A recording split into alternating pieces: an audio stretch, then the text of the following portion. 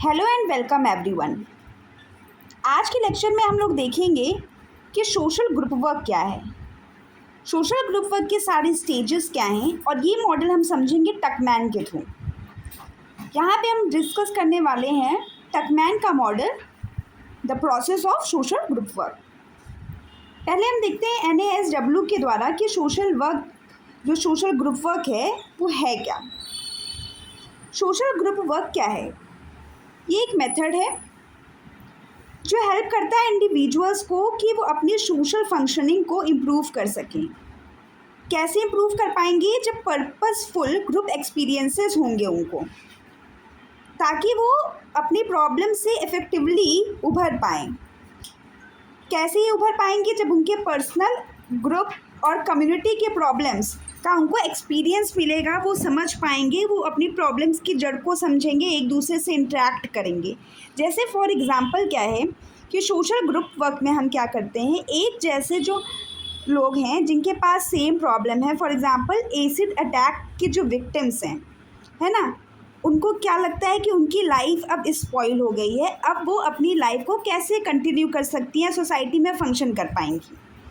तो इसके लिए सोशल वर्कर्स क्या कर सकते हैं कि जो बहुत सारे जो एसिड अटैक की विक्टिम्स हैं उनको एक साथ ले आएँ, उन सबका सोशल इंटरेक्शन करवाएं, उन लोगों की एक दूसरे से बात करवाएं, उनकी प्रॉब्लम्स को समझें, एक दूसरे को समझें, है ना। तो उसमें क्या होगा, हर तरीके के विक्टिम्स एक जैसे नहीं होंगे, उनमें से कुछ ऐसे होंगे जिनका कॉन्फिडेंस लेवल हाई होगा, जो दोबारा से वर्ल्ड में खुद को इंट्रोड्यूस करने के लिए तैयार होंगे, या उनके रेगुलर काउंसलिंग से क्या होगा, जब उनके कॉन्फिडेंस धीरे धीरे बढ़ेंगे तो ग्रुप में वो दोबारा से सोशल फंक्शनिंग परफॉर्म करने के लिए एक्टिवेट हो जाएंगी, वो मोटिवेट हो जाएंगी। ठीक है, तो सोशल ग्रुप वर्क का ये इम्पोर्टेंस होता है। सोशल ग्रुप वर्क क्या होता है? ग्रुप इंट्रैक्शंस होते हैं जिससे सोशल फंक्शनिंग को हम लोग इम्प्रूव कर पाएँ, प्रमोट कर पाएँ। अब स्टेजेस क्या होते हैं सोशल ग्रुप डेवलपमेंट के? टकमैन का मॉडल कहता है कि 5 स्टेजेस होते हैं, और ये पाँचों स्टेजेस कैसे हैं? ये सीक्वेंशियल स्टेजेस हैं, और ये मॉडल जो है ये ब्रूस टकमैन ने दिया था इन द ईयर 1965। इसका पहला स्टेज क्या है? फॉर्मिंग। दूसरा स्टेज है स्टॉर्मिंग। तीसरा है norming. Fourth one is performing and the fifth one is एडजर्निंग। यानी इसकी शुरुआत होती है फॉर्मिंग से, फिर ख़त्म होती है एडजर्निंग पे।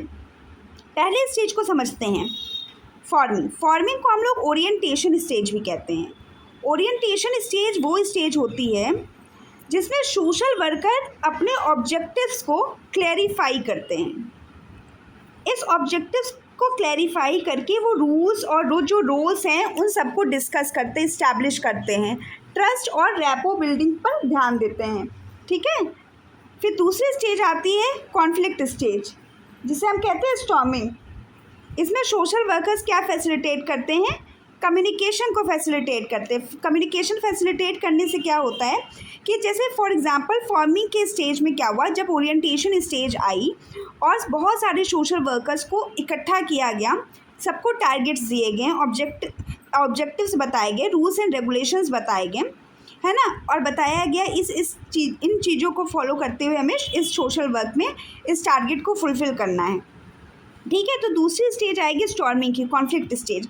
हो सकता हो सबके ओपिनियंस या सबके काम करने के तरीके जो हैं वो एक जैसे ना हों, तो इसमें सोशल वर्कर्स जो है वो कम्युनिकेट करेंगे, और क्या होगा इस स्टेज में बेसिकली को जो है हम कम्युनिकेशन के थ्रू जो भी कॉन्फ्लिक्ट्स हैं, जो भी अंडरस्टैंडिंग इश्यूज़ हैं उसको सॉल्व करने की कोशिश करेंगे, जो भी फीलिंग्स हैं, जो भी व्यू पॉइंट्स हैं उसको डिस्कस करेंगे।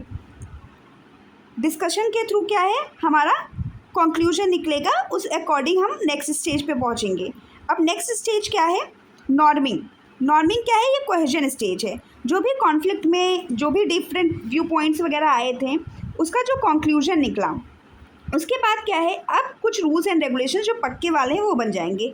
सोशल वर्कर जो है वो पॉजिटिव बिहेवियर को ग्रुप में इन्फोर्स करेंगे, ताकि ग्रुप एक रिस्पॉन्सिबिलिटी को लेने लायक बन जाए। अब वो उस रिस्पॉन्सिबिलिटी को फुलफ़िल करने के लिए अब ग्रुप में कोऑपरेशन और शेयर्ड लीडरशिप जो है वो इंकलकेट की जाएगी, क्योंकि जितने भी व्यू पॉइंट्स वगैरह थे, जो भी कॉन्फ्लिक्ट्स वगैरह थे, वो अब डिज़ॉल्व हो गई है। अब थर्ड स्टेज में अब उस सबके व्यू पॉइंट से जो फाइनली डिसाइड होगा वो फाइनल माना जाएगा और उसके अकॉर्डिंग जो है सारे वर्कर्स एक लीडरशिप के अंडर आगे बढ़ेंगे। अब फोर्थ पॉइंट आता है परफॉर्मिंग स्टेज। परफॉर्मिंग स्टेज क्या होता है? ये वर्किंग स्टेज होता है। वर्किंग स्टेज में सोशल वर्कर अब क्या करेंगे?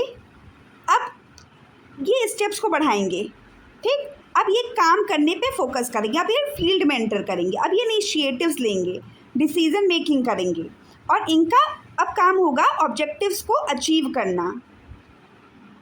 फिर हम आएंगे फाइनल स्टेज में जिसे हम कहते हैं एडजर्निंग। एडजर्निंग वो स्टेज है जब हमारा सोशल वर्क का जो भी टारगेट था, जो भी गोल था, वो हमने अचीव कर लिया। अब हम इस स्टेज पे पहुंचकर जो भी हमने अचीव किया उसको हम रिव्यू करेंगे, उसको देखेंगे, ठीक। फिर उसके बाद फाइनल डिस्कशन होगा इस स्टेज में और जो फ्यूचर के प्लान्स है कि अब हमें आगे क्या करना है उसको हम डिस्कस करेंगे।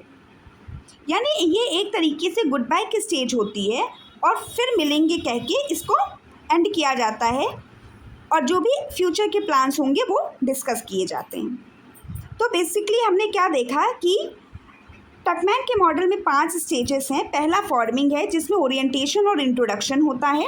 सेकंड स्टेज होती है जिसमें कॉन्फ्लिक्ट और पावर स्ट्रगल देखने को मिलता है। फोर्थ स्टेज होती है जिसमें जो है कोहेजन और नॉर्म्स का डेवलपमेंट होता है।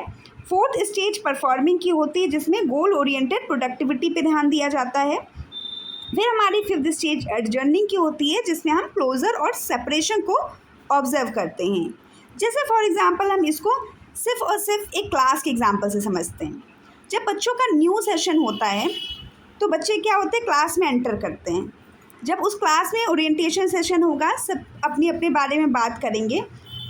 हो सकता हो बच्चे आपस में एक दूसरे से मैच ना खाएं, सबके तौर तरीके रहने के अलग हों, ठीक। फिर दूसरे स्टेज में जब वो एक दूसरे को जानेंगे नहीं तो आप उनके कॉन्फ्लिक्ट्स होंगे, उनके व्यू पॉइंट्स नहीं मैच करेंगे। हो सकता हो कोई दूसरे तरीके के कपड़े पहन के आना चाहता हो, कोई तीसरा दूसरे तरीके के कपड़े पहन के आना चाहता हो। फिर फाइनली जो थर्ड स्टेज में एक नॉर्म्स बन गए कि सबको ड्रेस में आना है, ठीक है। अब ड्रेस में आ गया तो अब वो लोग आपस में कॉम्पीट नहीं करेंगे कि तुम्हारी ड्रेस कैसी है, हमारी ड्रेस कैसी है। फिर फोर्थ स्टेज वो आती है कि अब फाइनल रूल्स एंड रेगुलेशंस बन गए, क्लास में हमें कैसे रहना ये डिसाइड हो गया। अब हम वहाँ पे परफॉर्म करेंगे अपनी पढ़ाई को। अब ये पढ़ाई को परफॉर्म करने के बाद जब फाइनली हमें डिग्री मिल जाएगी, फाइनल स्टेज हो जाएगी लीव करने की। अब हमें उस क्लास को लीव करना है, अब हमें उस कोर्स को लीव करना है। अब हम फाइनली डिसाइड करेंगे क्लोजर में जब गुड बाय कहते वक्त अब हम न्यू फ्यूचर प्लान्स अगर कोई होंगे तो उसको लेकर के कि आगे हम किस कोर्स में मिल सकते हैं या किस चीज़ की तैयारी करेंगे, इसका डिस्कशन करेंगे और फाइनली गुड बाय कह देंगे, ठीक। इसी तरीके से सोशल वर्कर्स एक टारगेट को फिक्स करते हैं। जब उस टारगेट को फिक्स करते हैं तो एक साथ मिलते हैं, तो उस स्टेज को हम लोग कहते हैं फॉर्मिंग और यहाँ पे ओरिएंटेशन होता है, लोग एक दूसरे के बारे में जानते हैं। फिर सेकंड स्टेज आती है उनके ओपिनियंस की मिसमैच की, जिसमें कॉन्फ्लिक्ट होता है और पावर स्ट्रगल होती है। फिर सबके कंक्लूजन से एक निष्कर्ष निकलता है और उसका नॉर्म बन जाता है। फिर उसी नॉर्म को सबको फॉलो करना होता है। उस नॉर्म को फॉलो करते हुए फोर्थ स्टेज आ जाती है परफॉर्मिंग, जिसमें अब पूरा ध्यान गोल्स के ऊपर है। फिर फाइनली जब गोल्स का फुलफिलमेंट हो जाता है एडजर्निंग स्टेज आती है और ये वो स्टेज होती है जब क्लोजर एंड सेपरेशन का होता है, सोशल वर्क फाइनली अचीव हो जाता है। अब फ्यूचर प्लान्स के डिस्कस होते हैं, उसके अकॉर्डिंग अगर कोई न्यू टारगेट होगा तो डिसाइड किया जाएगा और फिर मिला जाएगा। फिर हम इस स्टेज को फॉलो करते हुए एक अपना नया काम शुरू करेंगे। आज के लिए इतना ही। आज हमने सोशल ग्रुप वर्क को टकमैन मॉडल के थ्रू समझ लिया, 5 स्टेजेस समझ ली। ये मॉडल आया 1965 में, दिया किसने? ब्रूस टकमैन ने दिया। अब हम मिलेंगे नेक्स्ट लेक्चर में अपने दूसरे टॉपिक के साथ। तब तक के लिए थैंक यू।